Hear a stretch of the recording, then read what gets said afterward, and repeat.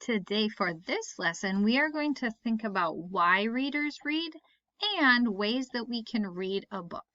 You've probably thought about this before, talked about it in different classes, but we're just going to be starting off the year talking about how we're going to grow together as a reading community and making sure we're on the same page. So first we're going to talk about why we read. Readers choose to read for different reasons. Sometimes we read for enjoyment, for entertainment, right? We sit down to read something funny. We listen to a book that we enjoy. Sometimes we read to learn and analyze a text and really understand the material that we're reading. And then sometimes we read to find out information, like when we want to read the news. We might learn to read something new. When we identify our reasons for reading, we can share our experiences. Those experiences will connect us and build a community of readers. It's important. We want to be a community. We want to think about how we're all connected in our reading. So, like I said, generally people read for enjoyment or to learn something, or both.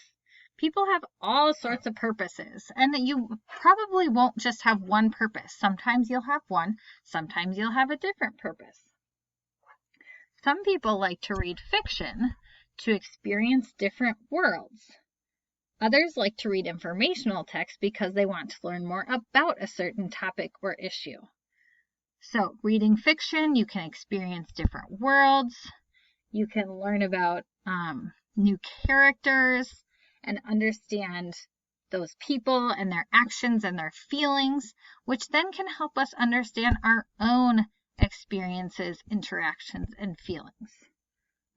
Versus when we read informational text, we can answer important questions. Again, we can understand people in the world around us and understand concepts and new vocabulary. So I want you to think about something that you've read and why you read it. Did you read it because you were just trying to enjoy yourself, to get immersed in a different world? Were you reading it because you wanted to learn something new about how something worked or the world around us? You're going to be reflecting on that at the end of this lesson, why you read something. Now, in addition to thinking about why we read, we can also think about how we read a book. There's different ways to approach and interact with texts, with books. We can read a book by reading the words. Okay, so that's sort of what we most often think of as reading a book. It's just reading the words. We're getting a full understanding of the text. We're connecting to the characters. We're understanding the author's purpose. We're helping retell the story by actually reading the words. But we can also read a book by looking at text features, such as pictures, captions, and charts. That can help us get an overall understanding, to visualize it, and also to help us retell the text, to really figure out how the pictures and the words work together.